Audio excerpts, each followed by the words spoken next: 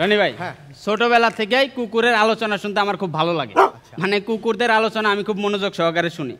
এই তো গতকালকে দেখি আমাদের ক্যাম্পের সামনে 3টা কুকুর আলোচনা করতেছে। প্রথম কুকুর বলল ভাউ, দ্বিতীয় কুকুর বলল ভাউ, তৃতীয় কুকুর বলল ভাউ ভাউ ভাউ। এই শুনে প্রথম কুকুর যায় 3 নাম্বার কুকুরের পিছনে দিল এক লাথি। শালা বেশি জানে।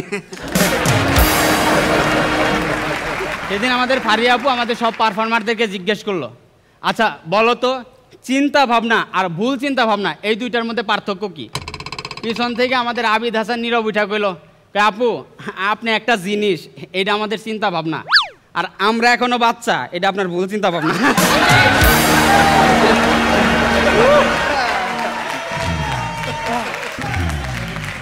সেদিন আমাদের রনি ভাই এক বাসে উঠছে।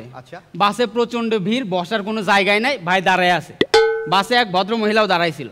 হঠাৎ রনি ভাই ভদ্র মহিলার গায়ের উপর পড়ে গেল। মহিলা তো রাইগা রনি ভাইরে দিল এক থাপ্পড়। কই হতচ্ছাড়া ইতর, আপনার উদ্দেশ্য কি আমি জানি। কই উদ্দেশ্য কি উদ্দেশ্য? এই যে আমার গায়ের উপর পড়া। কিছুক্ষণ পর স্টপেজ আসলো, বাস থাইমা গেল, রনি ভাই নাইমা যাবে এমন সময় বলতেছে, আপা আপনি কিন্তু ভুল করলেন। কই মানে? না মানে আমার যা উদ্দেশ্য ছিল তাতে আমার লাথি খাওয়ার কথা ছিল।